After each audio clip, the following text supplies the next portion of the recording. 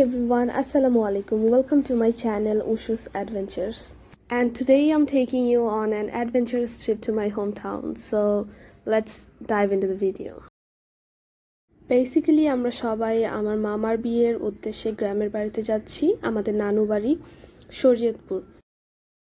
So সকাল সকাল আমরা রওনা দিয়ে দিলাম গ্রামের বাড়িতে যাওয়ার জন্য, and we are very excited to attend this program because we rarely get to attend weddings in the village, and this one is very special because এইটা আমাদের মামার বিয়ে. So let's see how the wedding is going on in the village. আমার বড় বোন এবং আমার ছোট বোন আসতে পারেনি, ও somehow ওদের কিছু কাজ আছে, ওরা দুদিন পর আসবে, আর আমরা দুদিন আগেই চলে এসেছি। এই তো 2 to 3 আওয়ার্সের মধ্যেই আমরা পৌঁছে গিয়েছি। ওয়াও, বিয়েবাড়ির গেটও সাজানো হয়ে গিয়েছে। এটা হচ্ছে আমাদের বাসার রাস্তা, অ্যান্ড ওই পাশেই আমার 2 নানুকে কবর দেওয়া হয়েছে। আন্টি গাড়ি থেকে নেমেই কবর জিয়ারত করতে গিয়েছে, আর আমার আপুকে বিক্রমপুর দাফন করা হয়েছে। এখানে যখনই আসি অনেক ইমোশনাল হয়ে যায়, কারণ যখন নানু আর আপু বেঁচে ছিল তারা অনেক আসতে চাইতো, কিন্তু আমরা ব্যস্ততার কারণে আসতে পারতাম না। যাই হোক, আমার মা তার বাবার বাড়িতে আসতে পেরে অনেক খুশি। সো আপনারা দেখতেই পারবেন মা কীভাবে বলতেছে আমি আমার বাবার বাড়িতে চলে এসেছি।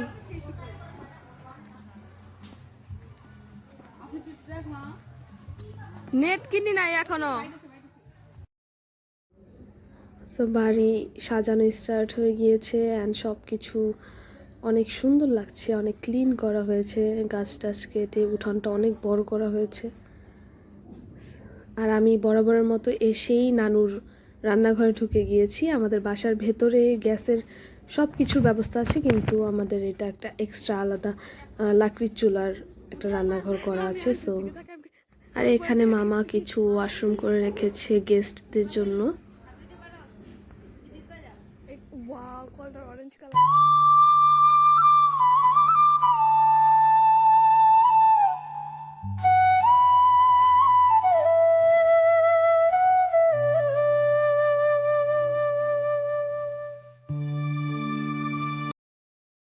বাড়িতে এসেই সবাই সবার সাথে দেখা করায় ব্যস্ত হয়ে গিয়েছে, সবাই ছোটাছুটি করতেছে, অ্যান্ড আমিও সবাইকে দেখে হাই হ্যালো দিচ্ছিলাম। সবাই আমাদেরকে আবার দেখতে আসে, আশেপাশের প্রতিবেশীরা, তারা অনেক খুশি হয় আমরা গেলে।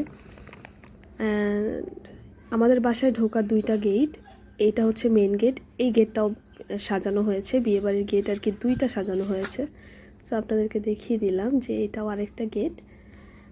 মামা আর কি বাড়িটা করেছে ডুপ্লেক্স, আর বাহির দিয়েও আরেকটা সিঁড়ি দিয়েছে যেন উপরের দিকে ওঠা যায়।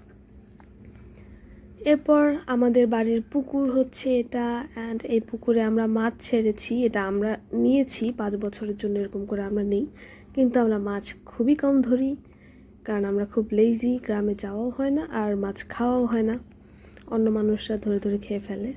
অ্যান্ড এখানে আঙ্কেল আমাকে ডাকতেছিল খাওয়ার জন্য, সবাই একসাথে বসে খাবো।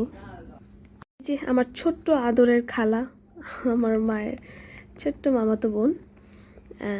এরপর আমি হাতটা ধুয়ে খেতে বসে পড়লাম। নানু আবার উজ্জ্বলের সাথে দুষ্টুমি করছিল। নানু আমাদের অনেক আদর করে। আঙ্কেল আবার বোম্বাই মরিচ এনেছিল, আমি আবার একটু নিয়েছিলাম, কিন্তু খুবই ঝাল। সো খাওয়া দাওয়া শেষেই আমি দেখি মামা ভ্যানে করে কি যেন আনতে যাচ্ছে বাজারে, বাড়ি সাজানোর জিনিসপত্র। সো আমি ভ্যান দেখি এক্সাইটেড হয়ে যাই, আর মামাকে বলি মামা আমিও ভ্যানে উঠবো, কারণ আমি কখনো ভ্যানে উঠিনি, this is the first time. ভ্যানে উঠে মা, আমি আর আমার ছোট ভাই অনেক খুশি হয়েছি, কারণ আমরা ফার্স্ট টাইম এক্সপিরিয়েন্স করছি এটা। তো আমরা মামাকে বললাম যে আমরা মালাই চা খাবো, কোন দোকানে একদম খাঁটি দুধের মালাই চা পাওয়া যায় সেখানে আমাদেরকে নিয়ে যেতে।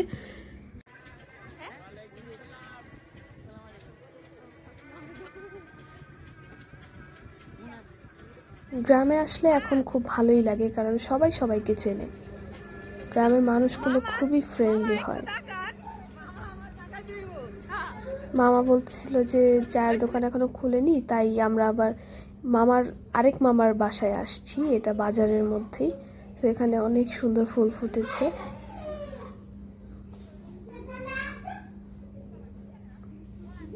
তো এই বাড়িতেও আবার আরেক মামা আমাদেরকে চা এনে খাওয়ালো, কিন্তু আনফর্চুনেটলি এই চাটা একটু মজা ছিল না আর অনেক চিনি ছিল, যার কারণে খেতে পারিনি।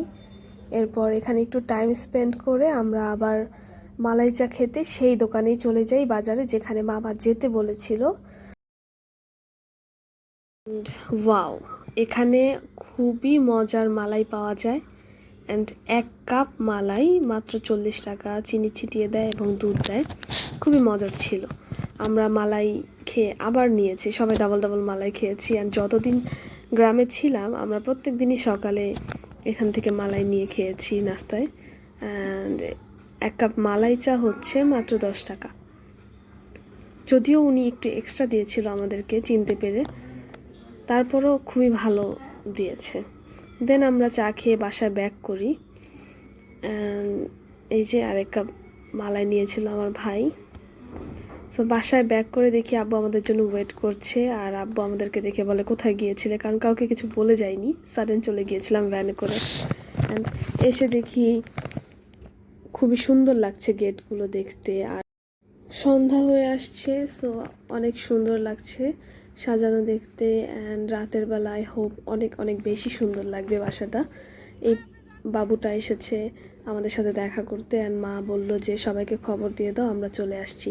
আর সেকেন্ডের মধ্যেই ও জাস্ট সবাইকে জানিয়ে দিয়েছে, আর সবাই দৌড়ে চলে আসছে মার সাথে দেখা করতে।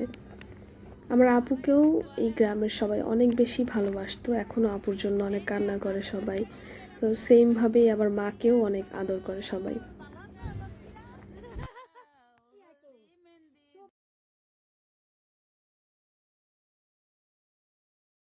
আই থিঙ্ক আমার মা জাদু জানে, কারণ মাকে এমন কেউ নাই যে কিনা ভালো না বাসে। সবাই মায়ের কাজ করে দেয়, মাকে হেল্প করে সবাই আর কি। কেউ টাকা দিয়েও লোক পায় না, কিন্তু আমার মা সবাইকেই সবার সাথে ভালো ব্যবহার করে, যার কারণে সবাই আমার মায়ের কাছে আসে হেল্প করে।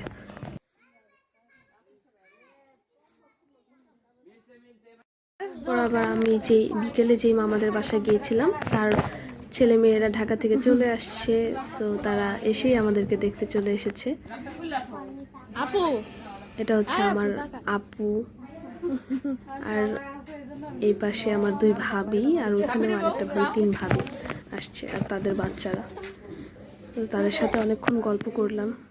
এরপর আমার হাজবেন্ডের সাথে একটু ভিডিও কলে কথা বললাম। বেশি না অনেক। আমি সো এইভাবেই ভুল আমার করছি ডে যে 1 এই কেটে জ্যাকেটটা গিয়েছে। Thanks for watching, bye bye.